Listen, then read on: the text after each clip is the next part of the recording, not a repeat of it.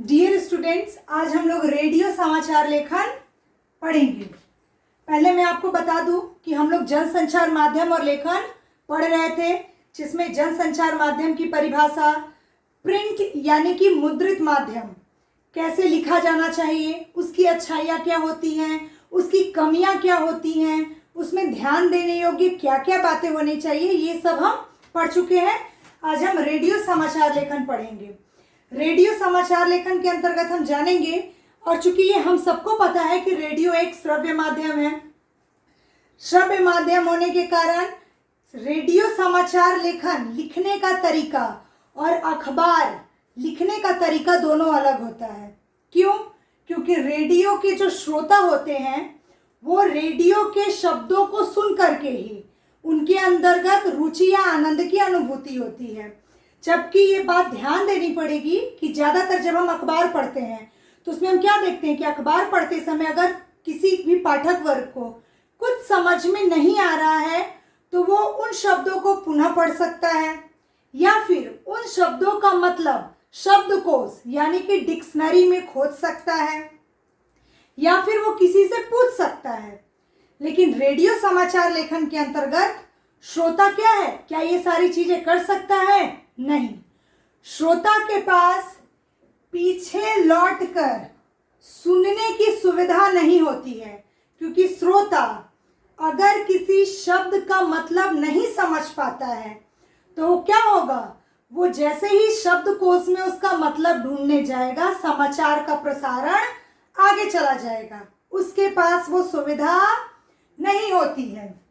दूसरी बात, अगर रेडियो समाचार लिखते समय जो उसके शब्द होते हैं वो कठिन हो, जटिल हो, तो क्या होता है, श्रोता वर्ग को उसमें भरमा जाता है, भ्रामक हो जाता है, उलझ के रह जाता है, और उस न्यूज में उसे अरुचि उत्पन्न होने लगती है, जिसके कारण ऐसा हो सकता है कि वो रेडियो तुरंत बंद कर दे, उसे ना सुने। इससे स्पष्ट है कि रेडियो समाचार लिखते समय कुछ बातों का ध्यान रखना चाहिए कि उसकी भाषा जो है, रेडियो समाचार लिखते समय हमें कुछ बातों का ध्यान रखना चाहिए। वो क्या होगा कि उसकी भाषा जो है सरल, सहज और बोधगम्य होनी चाहिए, और बोधगम्य होनी चाहिए। रेडियो की भाषा सरल, सहज और बोधगम्य होनी चाहिए, इस बात का आपको ध्यान रखना है। अब रेडियो समाचार लिखते समय उसको 3 हिस्सों में बांटा जाता है। वो 3 हिस्सा क्या क्या होता है? वो 3 हिस्सा क्या क्या होता है? फर्स्ट होता है इंट्रो, सेकंड होता है बॉडी, और थर्ड होता है समापन। इंट्रो क्या होता है? इंट्रो में क्या होता है कि जो मुख्य बात होती है, समाचार का जो मुख्य तत्व होता है, उसको 2-3 पंक्तियों में लिखा जाता है। उसके बाद बॉडी क्या होता है? पूरे समाचार का जो ब्यौरा होता है, जो विवरण होता है, उसको घटते क्रम में, क्रम घट रहा है किंतु उसका महत्व बना रहे, उस हिसाब से लिखा जाता है। और जहां तक समापन की बात रही, तो समापन में ये ध्यान देंगे कि रेडियो समाचार लेखन में समापन का कोई अंश नहीं होता है। अगर ऐसा लगता है कि समय कम पड़ रहा है तो उसके 1 या 2 पैराग्राफ को छोड़ करके समाचार समाप्त भी किया जाता है। अब रेडियो समाचार लेखन की शैली क्या होनी चाहिए? रेडियो समाचार लेखन की जो शैली होती है वह होती है उल्टा पिरामिड शैली। उल्टा पिरामिड शैली, अर्थात रेडियो समाचार लेखन की शैली क्या होती है? उल्टा पिरामिड शैली। कहें तो अखबार लेखन हो या रेडियो समाचार लेखन, उनके लेखन की शैली उल्टा पिरामिड शैली होती है। अब ये उल्टा पिरामिड शैली क्या है? उल्टा पिरामिड शैली के अंतर्गत सबसे महत्वपूर्ण बात सबसे पहले, कम महत्वपूर्ण बात उसके बाद में, और सबसे कम महत्व की बात एकदम आखिर में होना चाहिए। सबसे महत्वपूर्ण बात सबसे पहले, सबसे महत्वपूर्ण बात सबसे पहला होना चाहिए।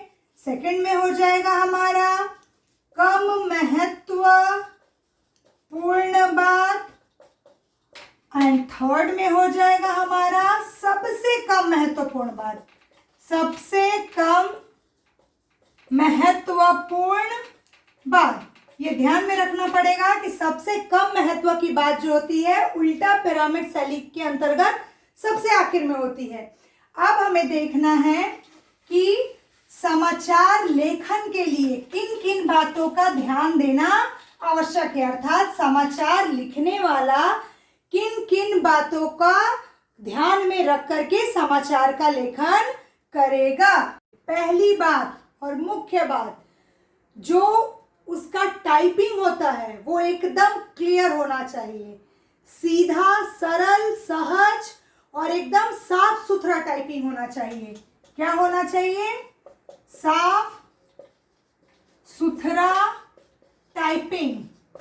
क्यों कहा गया है साफ सुथरा टाइपिंग? क्योंकि आप एक बात ध्यान में रखेंगे, साफ सुथरा टाइपिंग इसलिए कहा गया है, रेडियो श्रव्य माध्यम है, श्रोताओं के अंदर रुचि कैसे उत्पन्न होगी, उन्हें आनंद कैसे आएगा, न्यूज को सुन के आएगा।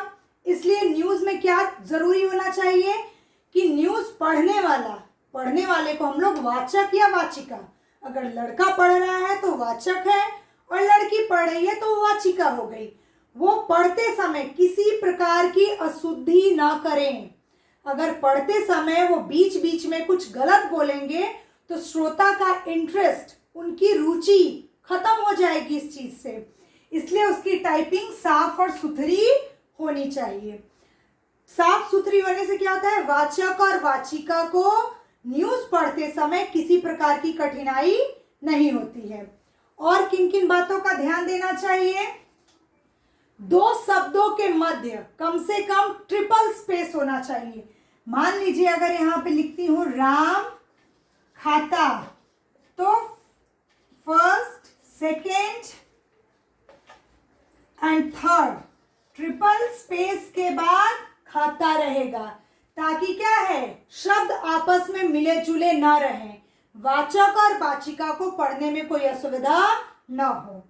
तीसरी मुख्य बात, पूरे एक लाइन में 12 से 13 शब्द ही लिखे जाने चाहिए।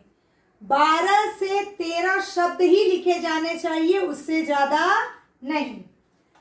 अन्य महत्वपूर्ण बात इसकी क्या हो जाएगी कि पंक्ति के आखिर में शब्द विभाजित नहीं होने चाहिए। पंक्ति के आखिर में, आखिरी लाइन में, आखिर में शब्द विभाजित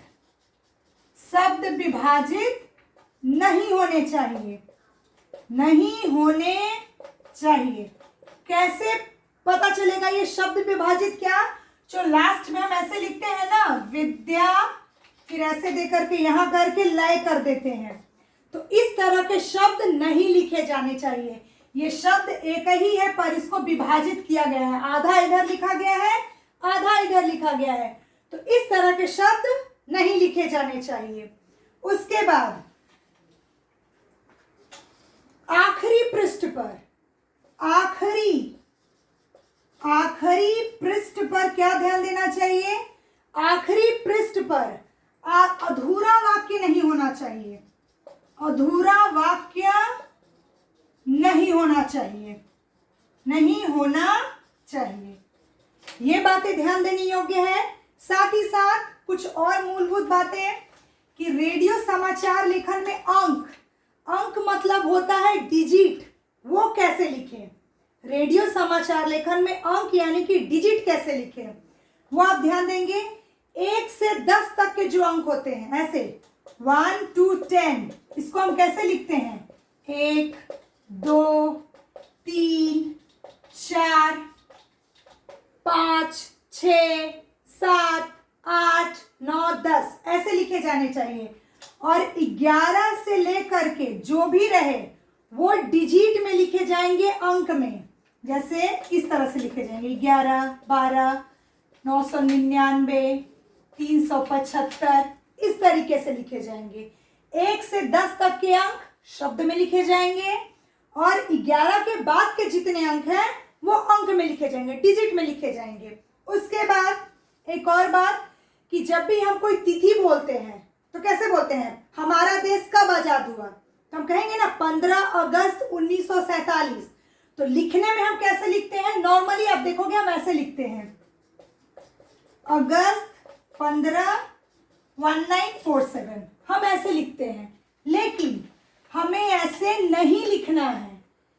रेडियो समाचार लेखन में हम कैसे लिखेंगे, जैसा हम बोलते हैं ऐसे लिखेंगे। 15 अगस्त ये नहीं लिखना है, ये गलत है। लिखेंगे कैसे हम, 15 अगस्त 1947 ऐसे लिखेंगे। क्लियर। उसके बाद और मुख्य बात क्या कि अगर मान लीजिए कोई एक बड़ी संख्या है, 28, 21, दहाई, सैकड़ा, हजार, 10,000, लाख, 2,83,754।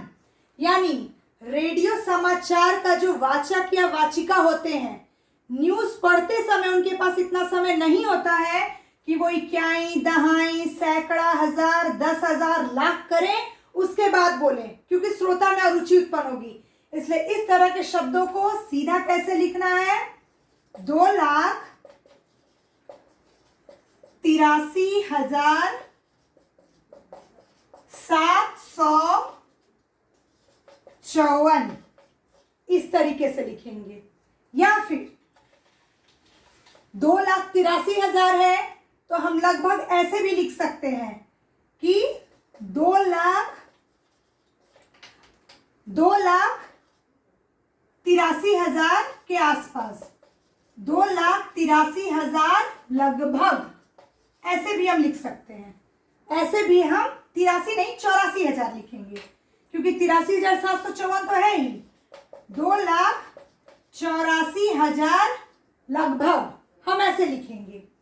ठीक है। एक बात और ध्यान देंगे, लेकिन अगर सचिन तेंदुलकर या विराट कोहली किसी ने कोई रन बनाया तो वो जितना रन बनाया है, अगर मानते हैं कि सचिन तेंदुलकर ने 95 रन बनाए, तो हम ये नहीं कहेंगे कि सचिन तेंदुलकर ने लगभग 100 रन बनाए, नहीं, वहां हमें एक्यूरेट बताना पड़ेगा क्या, 95 रन। 95 रन मतलब 95 रन। साथ ही साथ रेडियो समाचार लेखन में इस बात का ध्यान रखना पड़ेगा कि रेडियो समाचार लेखन के जो श्रोता वर्ग होते हैं वो कहा जाए तो साक्षर से लेके निरक्षर, पूंजीपति से लेकर के गरीब, मध्यवर्गीय से लेके किसान, मजदूर, सभी वर्ग के लोग रहते हैं। तो उनकी बोधगम्यता को ध्यान में रखते हुए ही सरल सहज भाषा का प्रयोग करना चाहिए ताकि श्रोता वर्ग उसे आसानी से समझ सके। लेकिन इतना जरूर ध्यान रखना चाहिए कि भाषा में इतनी भी गिरावट ना आ जाए कि उसकी गरिमा ही खत्म हो जाए। गरिमा मतलब होता है महत्व, उसका महत्व ही खत्म हो जाए। अगली क्लास में हम लोग टेलीविजन समाचार लेखन पढ़ेंगे। धन्यवाद।